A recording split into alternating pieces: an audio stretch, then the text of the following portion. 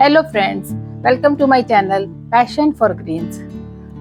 हम लोग अक्सर नर्सरी से नए नए पौधे लेकर आते रहते हैं और जो भी हमारे पास पुराने गमले पड़े होते हैं जिनमें पहले से ही मिट्टी पड़ी होती है, उसी गमले में उन पौधों को लगा देते हैं या रिपॉट कर देते हैं। बट एक ही गमले में सेम मिट्टी में बार बार पौधा लगाने से मिट्टी की जो उपजाऊ शक्ति है वह धीरे धीरे कम होती जाती है। लेकिन प्लांट को ग्रो करने के लिए तो सभी पोषक तत्व बहुत ही जरूरी है। उसे तो पूरी तरह फर्टाइल मिट्टी चाहिए, तभी वह अच्छे से ग्रोथ करेगा। तो इसके लिए हमें जो गमले की पुरानी मिट्टी है उसको ही बदलना पड़ेगा या उसी को हमें रिचार्ज करना पड़ेगा। इसीलिए जो गमले की पुरानी मिट्टी है उसे हमें समय समय पर बदलते रहना चाहिए। लेकिन हर बार नई मिट्टी लाएं यह भी पॉसिबल नहीं हो पाता, क्योंकि नर्सरी से मिट्टी लाना भी एक बहुत बड़ा टास्क होता है और अर्बन सिटीज में तो बहुत ही मुश्किल से मिट्टी मिलती है। सो इसलिए हम कुछ तरीकों से अपनी पुरानी मिट्टी को ही नया बना सकते हैं या उपजाऊ बना सकते हैं और रिचार्ज कर सकते हैं। तो आज का टॉपिक हम कुछ सिंपल क्वेश्चन से शुरू करेंगे, जैसे पॉटिंग सॉइल कब तक चलती है, यानी कितने टाइम तक यह फर्टाइल बनी रहती है या उपजाऊ बनी रहती है। दूसरा, क्या जो मिट्टी हम अपने गमलों में यूज करते हैं उसकी कोई एक्सपायरी डेट भी होती है। तीसरा, क्या हमें गमले की मिट्टी को जल्दी जल्दी बदलते रहना चाहिए। तो आज हम इस वीडियो में इन सभी सवालों का जवाब भी देंगे और अपने गमले की पुरानी मिट्टी को कैसे दोबारा से उपजाऊ बनाना है, कैसे इसको रिजुविनेट या रिचार्ज करना है, ताकि जब हमारे नए पौधे उसमें लगेंगे तो वह अच्छे से ग्रो करें, यह भी हम शेयर करेंगे। तो आइए वीडियो शुरू करते हैं।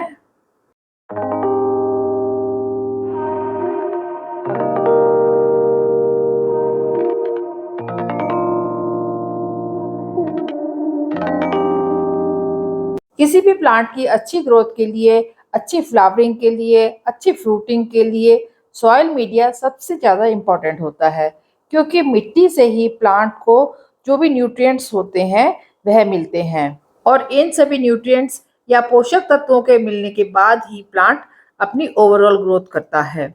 जब हमारे गमले में से पुराने प्लांट्स की लाइफ साइकिल पूरी हो जाती है तो वह पूरी तरह से सूख जाते हैं, तो जो उस पॉट की मिट्टी होती है वह काफ़ी हार्ड हो जाती है और उसमें अगर हम ऐसे ही नए प्लांट लगा देंगे तो उस प्लांट की प्रॉपर ग्रोथ हो ही नहीं सकती। तो उस मिट्टी को कैसे तैयार करें, उसे सॉफ्ट और हल्की कैसे बनाएं और कैसे उसमें सभी जो इम्पोर्टेंट न्यूट्रिएंट्स हैं वो भी ऐड करें, ताकि हमारी पुरानी मिट्टी भी एकदम नई जैसी और एकदम न्यूट्रिएंट से भरपूर बन जाए। तो इसे कैसे करना है, शुरू करते हैं। लेकिन उससे पहले एक रिक्वेस्ट है कि जो भी मेरे फ्रेंड्स चैनल पर पहली बार आए हैं, प्लीज़ मेरे चैनल को सब्सक्राइब कर दीजिए और बेल आइकन को भी प्रेस कर दीजिए, ताकि मेरे आगे आने वाले वीडियोस का नोटिफिकेशन आपको पहले ही मिल जाए। जब भी हम पौधों को गमले में लगाते हैं तो उस पॉट की मिट्टी में लगातार खाद पानी देते रहते हैं, जिससे कि मिट्टी की जो माइक्रोबियल एक्टिविटीज हैं वह लगातार चलती रहती हैं और मिट्टी फर्टाइल या उपजाऊ बनी रहती है। बट कई बार हमारे मिट्टी से भरे गमले बिना किसी पौधे के कुछ समय तक ऐसे ही पड़े रहते हैं, तो धीरे धीरे उनमें जो माइक्रोबियल बेनिफिशियल एक्टिविटीज होती हैं वह खत्म हो जाती हैं। तो इस स्टेज पर हमें मिट्टी को रिजुविनेट करना या दोबारा से रिचार्ज करना पड़ता है। तो इसके लिए सबसे पहले जो भी हमारे गमले हैं उनमें से जो मिट्टी है उन्हें हमें इस तरह से निकाल देना है और इस मिट्टी को फिर धूप पे सुखाना है। इसे आप कम से कम 2 दिन तक तो ऐसे ही धूप में रखें। जैसे मैंने तो टेरेस पर ऐसे ही मिट्टी फैला दी है, आप चाहें तो इसके नीचे प्लास्टिक का शीट भी बिछा सकते हैं। इस समय मिट्टी की जो भी एक्स्ट्रा जड़ें हैं या पुरानी पत्तियां वगैरह हैं इसमें या मोटे पत्थर वगैरह हो तो उन्हें आप इस समय निकाल दीजिए। धूप दिखाना मिट्टी के लिए बहुत ज़रूरी होता है, क्योंकि इससे पुरानी मिट्टी में जो भी फंगस या छोटे मोटे कीड़े वगैरह होते हैं वह दूर हो जाते हैं और हमारी मिट्टी थोड़ी सी लूज भी हो जाती है।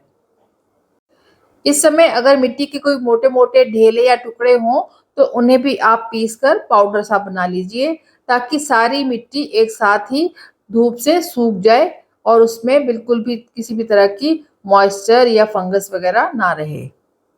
गमलों से निकली हुई मिट्टी को इस तरह से किसी भी टूल की सहायता से आप पूरा फैला दीजिए और एक पतली सी लेयर ही बनी रहे, क्योंकि अगर मिट्टी ज़्यादा मोटी लेयर में रहेगी तो हो सकता है नीचे की मिट्टी में धूप का पूरा असर ना पहुंचे। बीच-बीच में आप मिट्टी को इस तरह से उलट-पलट भी करते रहें, ताकि सारी मिट्टी ही सन के कांटेक्ट में आ जाए और अच्छे से सूख जाए।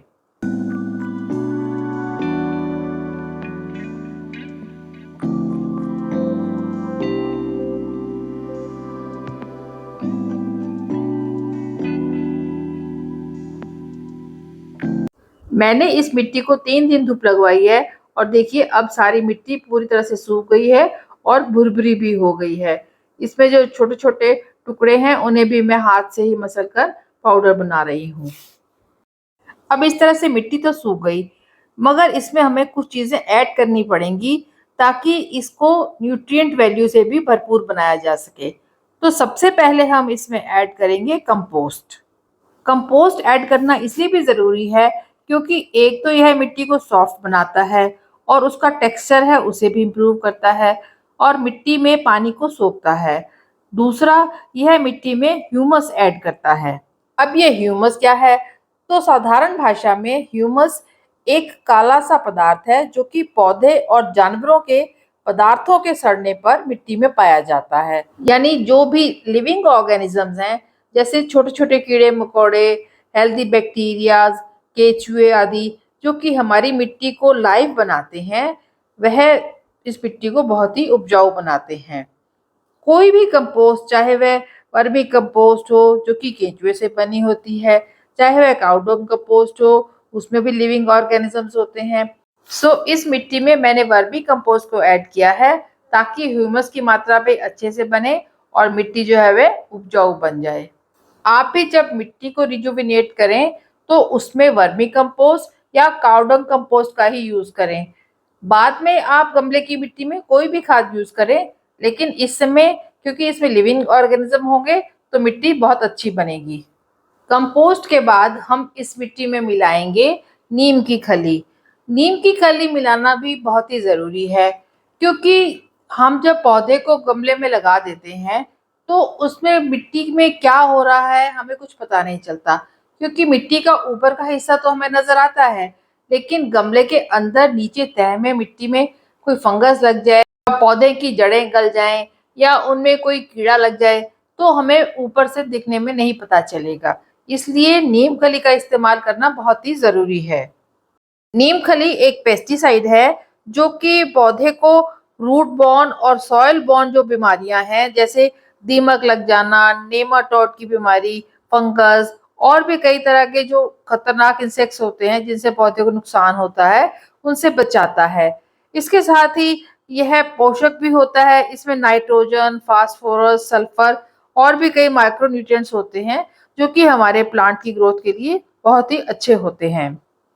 नीम खली एक ऐसा सॉइल सप्लीमेंट है जो कि मिट्टी को एनरिच करता है और उसमें जो है नाइट्रोजन के लॉस को भी कम करता है। इसके साथ ही जो नीम खली है उसका पाउडर एक ऑर्गेनिक फर्टिलाइजर है और मिट्टी के टेक्सचर को भी इम्प्रूव करता है। इसे आप इस समय मिट्टी में ज़रूर ऐड कर लीजिए। इस मिक्सचर में अब हम अगली एक और चीज़ ऐड करेंगे जो कि है ये कोकोपीट।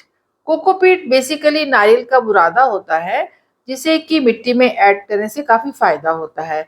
सबसे पहला फ़ायदा तो यह होता है कि यह मिट्टी के जो टेक्सचर है उसे अच्छा करता है, मिट्टी को सॉफ्ट बनाता है और उसमें ज़्यादा एरिएशन होती है। इससे जड़ों को फैलने का ज़्यादा जगह मिल जाती है, क्योंकि मिट्टी एकदम कॉम्पैक्ट नहीं होती, टाइट नहीं होती। इसका दूसरा फ़ायदा ये है कि अगर आप टेरेस गार्डनिंग करते हैं, जहाँ पर धूप ज़्यादा समय तक रहती है, तो आपको बार-बार पानी देने की ज़रूरत नहीं होती, क्योंकि कोकोपीट डालने से मिट्टी पानी को ज़्यादा देर तक होल्ड करती है। कोकोपीट मिलाने से हमें मिट्टी की मात्रा भी कम मिलानी पड़ती है। कोकोपीट पानी और मिट्टी दोनों की बचत करवाती है, इसलिए इसे आप इस समय इस मिट्टी में ज़रूर ऐड कीजिए। नेक्स्ट जो चीज़ ऐड करनी है इसमें वह है रेत। रेत हमेशा आप रिवर सैंड ही लेंगे। सी की जो रेत होती है उसे आपको इस्तेमाल नहीं करना, क्योंकि उसमें बहुत ही ज़्यादा खारापन होता है जिससे पौधे की जड़ें खराब हो जाती हैं। इस समय रेत की मात्रा आप 10 से 20% ही रखिए, इससे ज़्यादा बिल्कुल भी मत रखिए। अब हम इसमें एक और चीज़ ऐड कर सकते हैं, वह है इस तरह से दालचीनी का पाउडर। दालचीनी एक फंजीसाइड का काम करता है और पौधे में होने वाली किसी भी तरह की इन्फेक्शन को बचा के रखता है। यह एकदम ऑर्गेनिक है और इसे आप घर में ही पीस कर भी बना सकते हैं। बाजार से आप दालचीनी ले आइए और उसे घर में पीस कर बनाइए। यह बिल्कुल भी मिलावट रहित होगा और पौधे को बहुत ही ज़्यादा फायदा मिलेगा। अगर आप इसे इस्तेमाल नहीं करना चाहते तो आप इसके लिए साफ वगैरह का फंजीसाइड भी यूज़ कर सकते हैं और आप चाहें तो हल्दी का इस्तेमाल भी कर सकते हैं। ये तीनों ही एक ही काम करेंगे, फंजीसाइड का काम। सो इस तरह से आप इसे भी अपनी मिट्टी में ऐड कर लीजिए। अब इन सभी चीज़ों को अच्छे से मिक्स कर लेना है। आप इस समय चाहें तो ग्लव्स का इस्तेमाल भी कर सकते हैं, मगर मुझे मिट्टी को टच करना बहुत अच्छा लगता है, इसलिए मैंने ग्लव्स नहीं पहने। इस तरह से सारी मिट्टी को अच्छे से मिला लीजिए और उसे आप एक गमले में भर लीजिए। अब यह मिट्टी पूरी तरह से इस्तेमाल के लिए तैयार है, क्योंकि इसकी जो उपजाऊ क्षमता है वह फिर से बढ़ चुकी है। अब आप इसमें जो भी पौधा लगाएंगे वह बहुत ही अच्छे से ग्रो होगा। अगर आपको अभी इसमें पौधा नहीं लगाना तो इसमें थोड़ा सा पानी डालकर और इसे ढककर किसी शेड वाले एरिया में रख दीजिए, ताकि मिट्टी में मॉइस्चर बना रहे। सो फ्रेंड्स, आप भी बार बार नई मिट्टी को खरीदने के झंझट से बचिए और अपनी पुरानी मिट्टी को इस तरह से रिजुविनेट करिए या रिचार्ज करिए और दोबारा से उसमें नए नए पौधे लगाइए और अच्छी सी फ्लावरिंग और अच्छी सी फ्रूटिंग पाइए। आई होप आपको ये वीडियो अच्छा लगा होगा, और अगर अच्छा लगा हो तो इसे लाइक कीजिए, कमेंट कीजिए, शेयर कीजिए और मेरे चैनल को सब्सक्राइब कीजिए। Thanks for watching.